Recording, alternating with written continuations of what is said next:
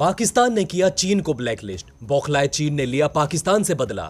पाक सेना ने मारा अखुनजादा। तालिबान को पाकिस्तान ने दिया सबसे बड़ा धोखा। भारत की नकल करना चीन को पड़ा भारी। चीनी वैज्ञानिक हो गए हैं पागल। नमस्कार दोस्तों, आप देख रहे हैं एमएम न्यूज। तो चलिए दोस्तों, बिना किसी देरी के जानते हैं इन सारी खबरों के बारे में विस्तार से। दोस्तों, इस वक्त चीन और पाकिस्तान के बीच आपस में विवाद धीरे धीरे बढ़ता हुआ नजर आ रहा है और ये विवाद शुरू हुआ ग्वादर से। ग्वादर और सी पैक के लिए बहुत ज्यादा पैसा लगाया चीन ने, लेकिन वो सारा पैसा बेकार गया। चीन से पाकिस्तान ने बहुत सारा पैसा ठगा, ये कहकर कि हम आपके लोगों को सुरक्षा देंगे। सुरक्षा के नाम पर हर साल चीन काफी सारा पैसा दे रहा था पाकिस्तान को, पर कोई सुरक्षा मिली नहीं और चीनी इंजीनियर निशाना बनते चले गए। अब पाकिस्तान के ऊपर चीन की बौखलाहट बढ़ती चली गई। हालांकि धोखा दोनों ने ही एक दूसरे को दिया है। जहां ग्वादर और सीपैक को लेकर पाकिस्तान ने धोखा दिया, तो वहीं चीन ने हथियारों के मामले में धोखा दिया। पाकिस्तान को घटिया हथियार पकड़ा दिए और अब ये सिलसिला धीरे धीरे बढ़ता हुआ दिखाई दे रहा है। और इसी क्रम में पाकिस्तान ने वो कर दिया जो चीन सोच भी नहीं सकता था। हालांकि कितने समय तक ये टिका रहेगा कहना मुश्किल है। दरअसल दोस्तों, पाकिस्तान की ट्रांसमिशन और डिस्पैच कंपनी है NDDC, इसने एक टेंडर जारी किया था और इस टेंडर में चीन की कंपनियों ने भी हिस्सा लिया था। चीन की कंपनी ने सारे कागजात जमा करवाए और इन कागजात को जमा करवाने के बाद अचानक से चेकिंग होने लगी और इस चेकिंग में पाकिस्तान को मिला कि ये सारे कागजात जो चीन ने जमा कराए हैं ये सारे नकली हैं और तोड़ मरोड़ कर फेक डॉक्यूमेंट लगाए गए हैं ताकि इस टेंडर को हासिल किया जा सके। अब इसे देखते हुए पाकिस्तान ने थोड़ी हिम्मत दिखाई और इस हिम्मत के तहत इस कंपनी को बैन कर दिया, ब्लैक लिस्ट कर दिया गया। अब पाकिस्तान के सरकारी टेंडर के हिसाब से ये कंपनी हिस्सा नहीं ले पाएगी। पर दोस्तों, आपको बता दें कि पाकिस्तान की औकात देखिए। पाकिस्तान ने नाम नहीं बताया कि कौन सी कंपनी है जिसको उसने ब्लैकलिस्ट किया है। दोस्तों, स्क्रीन पर आप देख सकते हैं पाकिस्तान की वो रिपोर्ट जिसे देखकर ही समझ आ रहा है कि एक फोन घूमेगा चीन की तरफ से और पाकिस्तान उस कंपनी को अपनी ब्लैकलिस्ट से निकाल लेगा। क्योंकि ऐसा ही कुछ टिकटॉक वगैरह के साथ भी हो चुका है। जब पाकिस्तान ने थोड़ी हिम्मत दिखाई, लेकिन वो हिम्मत पाकिस्तान के ऊपर उल्टी पड़ गई और पाकिस्तान को वापस से अपने प्रतिबंधों को हटाना पड़ा। वैसे दोस्तों, आपको क्या लगता है, क्या पाकिस्तान लंबे समय तक इस प्रतिबंध को लगाए रख सकता है? तो वहीं दोस्तों, दूसरी तरफ आप कह सकते हैं कि एक बार फिर से चीन को भारत की नकल करना भारी पड़ गया। इससे पहले भी लद्दाख में भारत की नकल करने के चक्कर में चीनी सेना ने अपने वेस्टर्न थिएटर कमांड के कमांडर को ही गंवा दिया। दोस्तों, आपको याद होगा कि भारत को अपना शक्ति प्रदर्शन दिखाने के चक्कर में चीनियों ने एक ऐसी जगह पर मिलिट्री एक्सरसाइज करना शुरू कर दिया जहां के मौसम की उन्हें बिल्कुल भी आदत नहीं है। उन्हें लगा कि -25 डिग्री सेल्सियस की हड्डियां जमा देने वाले तापमान में भारतीय जवान जिस कुशलता के साथ मीलों दूर की दौड़ लगाते हैं, उसी तरह चीनी सैनिक भी आसानी से कर लेंगे, जबकि ऐसा करना उनकी जान पर बनाया और दोस्तों, उन्हें अपना कमांडर भी गंवाना पड़ा। अब एक बार फिर से भारत को अपनी ताकत दिखाने के चक्कर में पूरी दुनिया में चीन का मजाक उड़ाया जा रहा है और चीन को यह ऑफिशियल टैगलाइन भी दी गई कि चीनी सामान चले तो चांद तक, नहीं तो शाम तक। जी हाँ दोस्तों, मिसाइल पावर में हम भारत से कई गुना आगे हैं। यही दिखाने के चक्कर में चीन की तरफ से हाइपरसोनिक स्पीड से उड़ान भरने वाली मिसाइल का टेस्ट किया गया था, जो कि अपने मानकों पर बिल्कुल भी खरा नहीं उतरा, बल्कि इस टेस्ट के नतीजे इतने खराब निकले जिसकी उम्मीद चीनी वैज्ञानिकों ने अपने सपने में भी नहीं की होगी। सबसे पहले तो दोस्तों, आप इस न्यूज को देखिए। इसे ABP न्यूज की तरफ से जारी किया गया है, जिसमें बड़े बड़े अक्षरों में लिखा गया है कि चाइना की न्यूक्लियर कैपेबल हाइपरसोनिक मिसाइल अपने परीक्षण में नाकामयाब रही।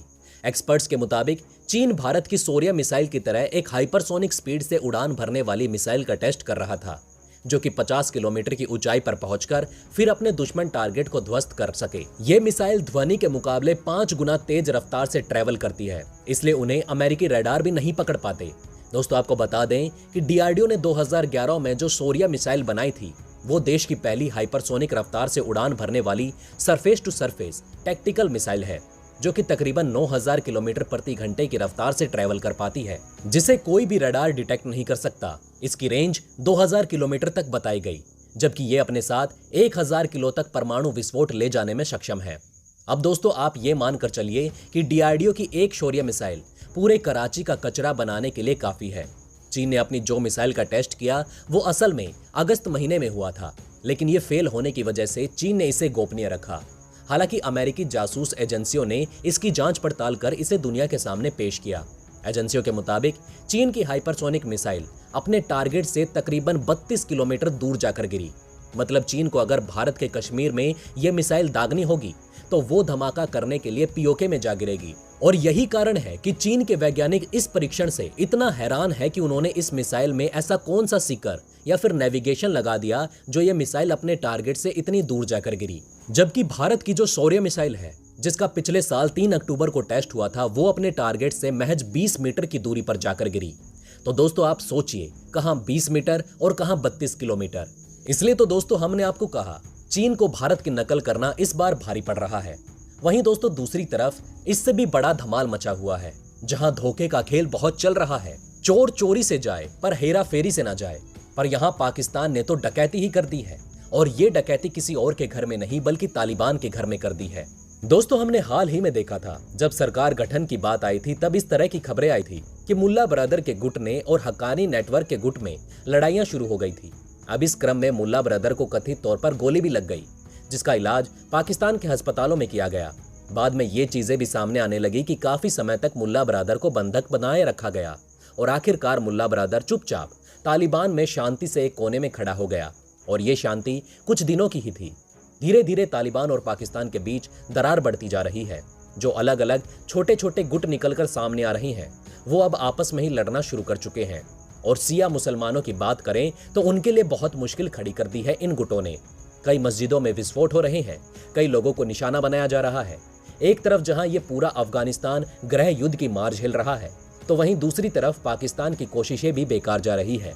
पाकिस्तान ने यह सोचा कि अंतर्राष्ट्रीय मंच पर हो हल्ला करके तालिबान को मान्यता दिला देगा, लेकिन उल्टा ये हो गया कि तालिबान को मान्यता नहीं मिली। और रूस जैसे देश अब ये कहने लगे हैं कि यहां से सीरिया इराक के लड़ाके आकर घुस रहे हैं, यहां इस्लामिक स्टेट बढ़ रहा है। इसका मतलब आने वाले दिनों में हमारे ऊपर भी खतरा बढ़ रहा है। ये कहते हुए रूस ने पूरी दुनिया को ये हिदायत दी कि आप जल्दबाजी ना दिखाएं तालिबान को मान्यता देने में, हमें इंतजार करना होगा। अब दोस्तों ये सारी चीजें साफ कर रही है कि पुतिन का डर भी अब तालिबान को लेकर सामने आ रहा है। मतलब पाकिस्तान की प्लानिंग पूरी फेल हो गई।